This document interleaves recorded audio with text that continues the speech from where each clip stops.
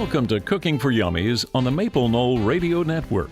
Coming to you from the Cromer-Mashburn Family Studio at WMKV. On this program, we explore the world of food, from the grocery store to the specialty store, and from the restaurant to your own kitchen. In doing so, we learn more about us as well. Thanks for joining us. The show is Cooking for Yummies here on WMKV and WLHS. And one of the rituals that happens around sporting events, especially around football, it seems more than anything, and it's becoming more pervasive, is tailgating. That's where people get together in the parking lot hours before a game. They might grill, they might bring their own food, but now there's also something that people are doing called home gating, where you might have friends over. And we have Chef Aaron Neiman from the Kroger Company joining us here to talk about some creative ways to talk about tailgating or home gating. I know a lot of people do that around the Super Bowl, and we've talked about that. Chef Aaron, thank you so much for coming back on with us on Cooking for Yummies. Thanks for having me. This is really something that can happen in all seasons, but boy, it seems like football, even in the cold months, football tends to attract those tailgaters. So whether they're down at Paycor Stadium or whether you're going to a high school game, maybe you're tailgating there, there are all kinds of fun things that you can do to bring food. Have you ever been to a true tailgate by any chance? I have. I've been to Indianapolis. I've been down to Lexington a little bit, Paycor. I've had my fair share of experiences. We're talking to a chef and somebody who knows how to not just pick food, but prepare food. Sometimes are they asking you to bring one of the main courses? Unfortunately, most Sundays I end up working, so I'm not asked to cook for a whole lot of any tailgates anymore now. I'm not mad about that. I love eating other people's cooking. So let's talk about tailgating and home gating. Talk about the tailgates that you've been part of. Is it generally more handled like a potluck kind of thing? Successful tailgates, I notice a lot of people that want to be the leader. So, you have one person that's taking the lead. They want to showcase their cooking skills, their ability to throw down an awesome, memorable tailgate. They come prepared with everything, all the fixings. They're making their own special dish, or they have their own special seasoning, to where they kind of want to show off a little bit. Maybe they're friends that they don't see at home. They're not the home gating friends. These are the tailgating friends that you go see. So those are the ones that I notice. They pull up in the truck, and the grill's in the back of the truck, and they've got their own table and kind of everything set out, and they have their own pasta salad that they put out. It's their recipe, and there's always something I feel like that's a little bit special about the tailgate. We'll talk a little bit later, too, about things like food safety. You mentioned pasta salad, especially in the warmer weather months, like early in the NFL season or college season. Also about grills, which is really interesting because I don't know that I would want to leave a propane grill in a hot car during the game. Oh, that's an awful idea. Right. Anything that revolves around compression and gas, that combustion, I'm not a big fan of packing that in a tight car. And I'm sure people have seen things on the news where it has turned into something bad. I think one of my favorite is they're adding a lot of three-prong plugs to vehicles now. It kind of expands your options. One of the interesting things between tailgates and home gating is home gating, you have every option that you've always had at home. You just have the luxury of, not going anywhere. Right. Tailgating, you have to plan ahead for everything, including that food safety you mentioned, but you have to plan ahead for forks, napkins, trash bags, cooking apparatus, where are you going to put the dirty dishes, where are you going to keep everything cold, how are you going to keep everything hot. There are so many levels of executing a positive tailgate. It's impressive when people are really good at it. If you're just joining us here on Cooking for Yummies, we're talking about tailgating and home gating. This could even be maybe you're all going out to a drive-in or something like that, and they might have a policy where you can bring your own food in or something like that at a drive-in if you pay a fee. You brought up the whole idea of thinking it through to make sure that the science cooperates with you. But let's talk about Kroger for a moment, because I know you being at Kroger, you call it the world's largest pantry. There are people who can maybe come up with some new and fresh ideas just by kind of walking through the store and saying, you know what, we've never done that at a tailgate. Yeah, I think some things that maybe get passed over you might have on people are eating on a daily basis is something like tacos. You could prepare even fajitas on a grill. You could do ground beef. You could cook a pork shoulder the night before and have carnitas. And all you really need to do is bring those cold fixings with you. And the only thing you need to keep hot is the meat. You can have chips on the side. You can have the lettuce, salsa, and cheese ready to go. You can keep those items cold in your cooler next to your beverages, and it's something that's simple that you don't have to set up an elaborate tailgate. While you're walking around Kroger, say you get invited to a game and it's 9 o'clock in the morning and you're like, I haven't prepared anything. I need to be there at 11. Well, we could do some chicken wings for you. We have multiple sauce options. You can pick up your own sauce off the shelf. You can get the ranch to go with it, the celery. But you can get wings, tenders. You can get some fried chicken, a whole rotisserie chicken, and make a dip on your way out. There's all kinds of options. And so if you're a beginning tailgater, you might want to let somebody else do some of the cooking for you the first few times and kind of see what works and what doesn't. Aaron, I bet that there are some specialty people, even though you say some people want to host the tailgate, there might be people out there with a specialty dish that they are asked to bring for a tailgate. I'm sure that happens. You're not wrong, and I think that might fall along the dessert line as well. Maybe somebody makes a great 7-layer brownie or something wild. Maybe they make the best margaritas, and they're going to bring it with the margarita mix with them and mix them when they get there. Guacamole. We've talked about guacamole before, and I think you're right, though. There are definitely people that make it better than others. If it was a family event, it makes a little bit more sense to say, your brother's bringing this and I'm bringing, it's a little easier to coordinate if you're bringing extra things. But yeah, there are some people that prefer the potluck style with more of a gathering, so not everybody's footing the bill on their own. It's where they can share it and make it a little bit more comfortable. Have you seen a lot of times where people are literally grilling right there in the parking lot? Oh, yeah. And I think a lot of people choose to bring something like charcoal instead of for the propane, like we previously mentioned, because they have that opportunity to safely put it out and then pack the grill up later on into their vehicle without having to worry about anything. That grill gets lit early in the morning. That smell gets going. I think you associate the smell, of course, being the strongest sense attached to memory. And I think there's a special feel. There's a reason why the tailgates are so big downtown for Bengals games. Even when they weren't as successful as they are right now, people were still going down there. They want to be around the atmosphere and the feeling of it, and people are making new friends. And I think food and drink and sports brings everybody together on a different level. It's a holiday, packing around the table. And it's one of those things that we talk about on this program on a regular basis is whether you're eating around the table with your family, whether you're having friends over for a meal, it's the social value of food, and this is just like that on steroids. We have Chef Aaron Neiman here with us from the Kroger Company, and you can see all kinds of incredible recipes, including, I'm sure, some things that you could take for tailgating or home gating if you're doing this at home. You can find all kinds of recipes at Kroger.com. Kroger.com. And even if you're invited at the last minute or you want to organize your own last minute tailgate, there are a lot of pre-made foods at Kroger that you can consider there as well. We're going to take a quick break and Cooking for Yummies back with more with Chef Aaron Neiman. We'll talk about some food safety ideas and also maybe what kind of grills. We already mentioned charcoal is obviously a much better option, but what kind of portable grills? We've had a boom of portable grills, that electrical option that more and more vehicles are starting to show. All that coming up next on Cooking for Yummies on WMKV and WLHS. Stay with us. Welcome back. We're here on Cooking for Yummies on the Maple Knoll Radio Network, WMKV and WLHS. Wherever you happen to be, just tell your smart speaker to play WMKV. We love visiting with Chef Aaron Neiman from the Kroger Company. And actually, Aaron, it's so funny because I contacted you about this topic the day before you were on Channel 12 doing the same topic, tailgating and home gating. And I thought, wow, the great minds are thinking alike here.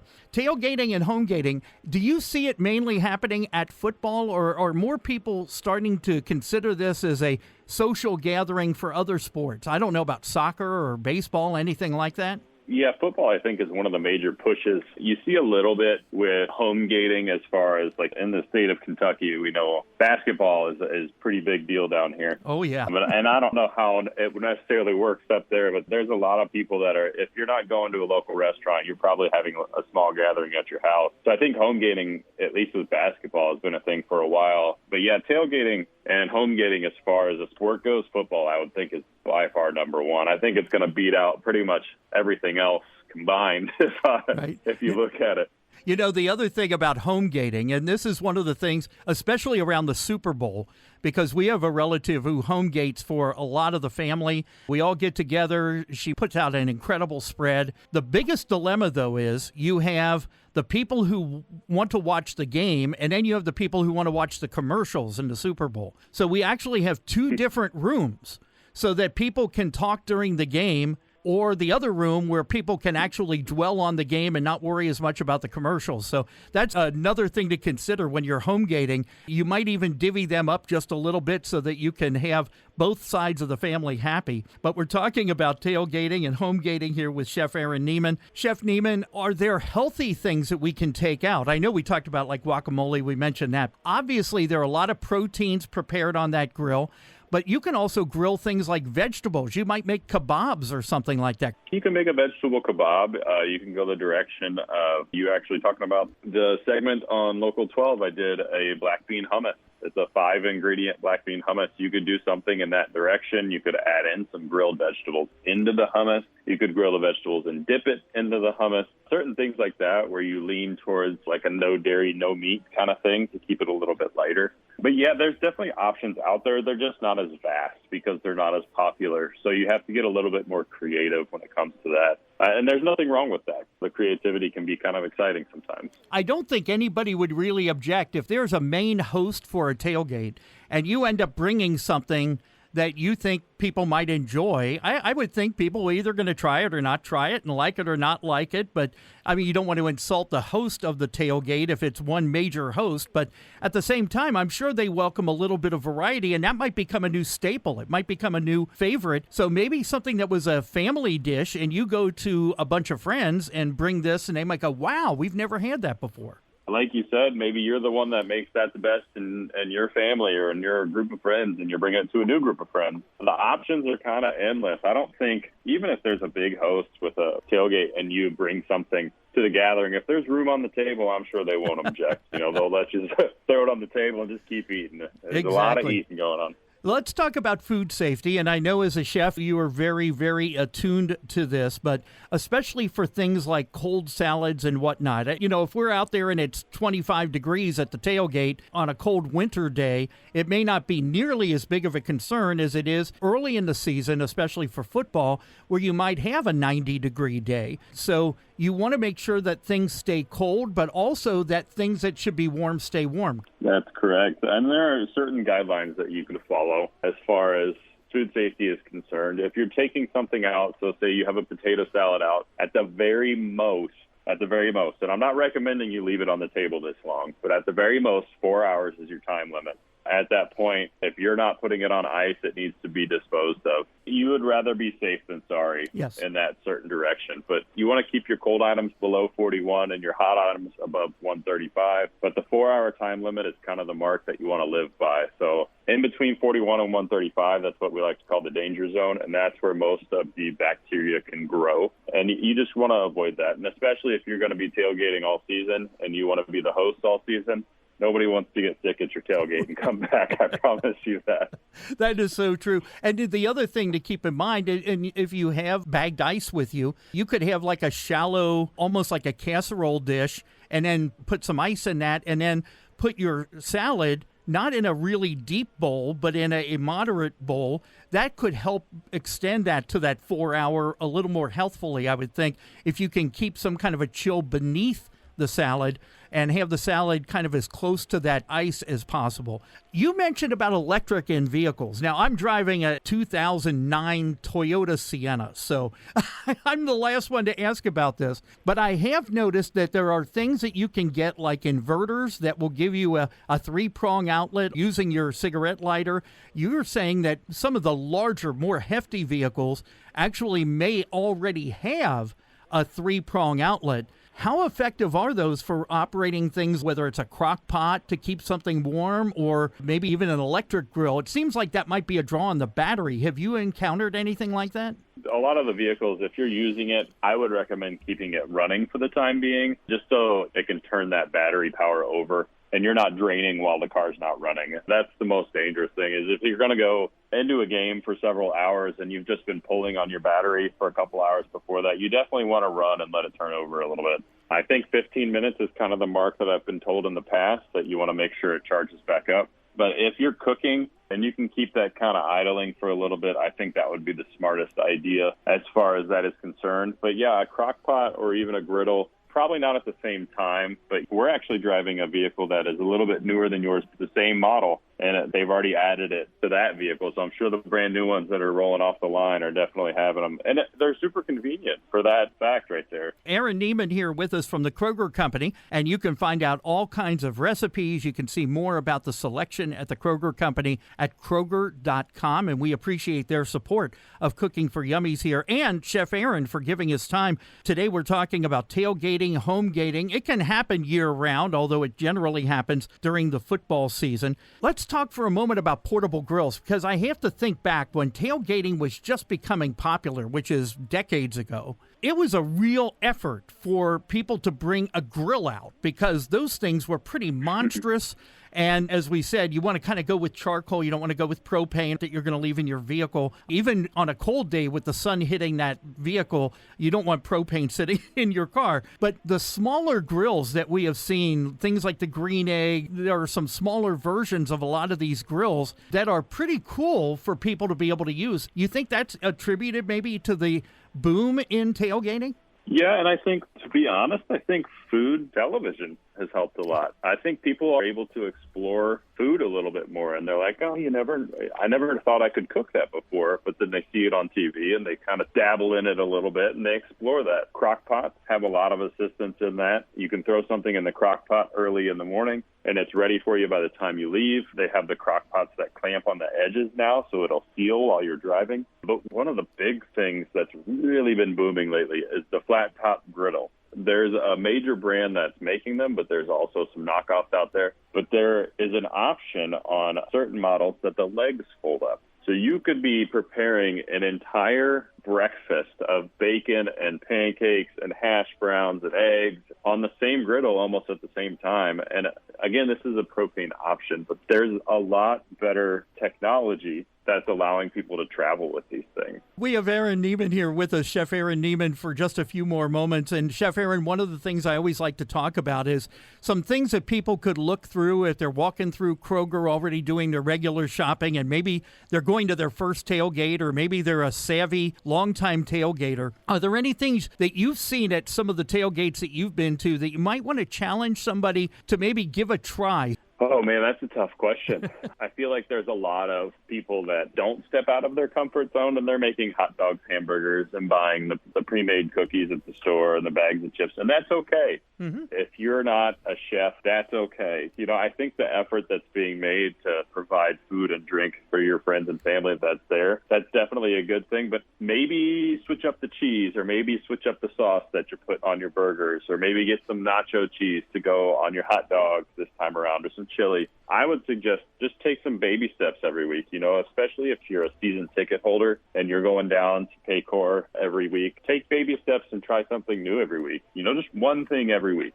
And you'll never know what you're going to find. Like you said, maybe that one dish that your friend brings down is going to be the dish that you want to taste every week. Maybe they came up with something that has just a slight twist or a little chili in there that has a little spice to it. I would always recommend trying something new. So if you're walking down the aisle and you look at the shelf and you're like, oh, I've never had that before, or maybe ask one of your Kroger chefs, and maybe they can help you out. That's true. I think a lot of people, you buy either a pre-made hamburger patty or you make your own, and I don't know how many people actually just make the patty, pat it out, and put it on the grill, and don't season it beforehand. There's an argument, I guess you could let everybody season it to their own taste, but sometimes hamburger can be so bland, even if I love charred burgers, even if it's good and charred, a little bit of spice, even some pepper, a little bit of maybe onion powder or garlic powder or something on them can really make an interesting new flavor out of that standard burger. There's a lot of new spices